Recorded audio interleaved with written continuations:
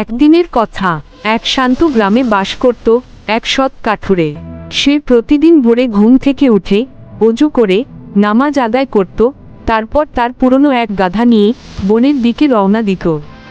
সে গাছ কাটা নয়, বরং গাছ থেকে পড়ে যাওয়া শুকনো কাঠগুলো কুড়িয়ে নিত।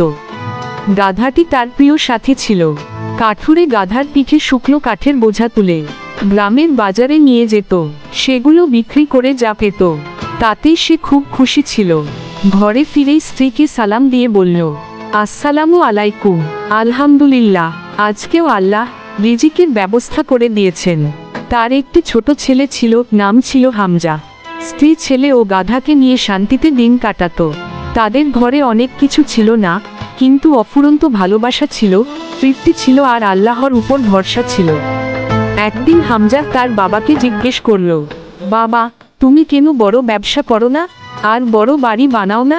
কাঠুরে হেসে বলল, বাবা, বড় কিছু করলেই সুখ হয় না।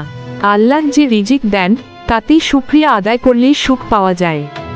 আমরা তো ক্ষুধার্ত থাকি না, ঘুমাতে পারি, আল্লাহর ইবাদত করতে পারি, এতেই শুকুর আলহামদুলিল্লাহ। হামজা একটু ভেবে বলল, তাহলে আমি বড় হয়ে তোমার মতো একজন সৎ মানুষ হব, ইনশাআল্লাহ। বাবা মুচকি হেসে বলল, ইনশাআল্লাহ। আর মনে রেখো, সন্তুষ্টি হচ্ছে সবচেয়ে বড় সম্পদ। গল্পের শিক্ষা, এক সাদাসিধে জীবনেও সুখ থাকে যদি আমরা আল্লাহর প্রতি সন্তুষ্ট থাকি। 2, রিজিক বড় হোক বা ছোট, তা আল্লাহর কাছ থেকে আসে। 3, কৃতজ্ঞতা ও সৎ পথে চলাই সত্যিকারের সফলতা। প্রিয় বন্ধুরা, আমাদের আজকের গল্পটি যদি আপনাদের ভালো লেগে থাকে তাহলে please like, share and subscribe করে আমাদের পাশে থাকুন। নেক্সট ভিডিও পেতে চোখ রাখুন আমাদের রংতুলি ইসলামিক ওয়ার্ল্ড ইউটিউব চ্যানেলে। আমাদের পাশে থাকার জন্য অনেক অনেক ধন্যবাদ।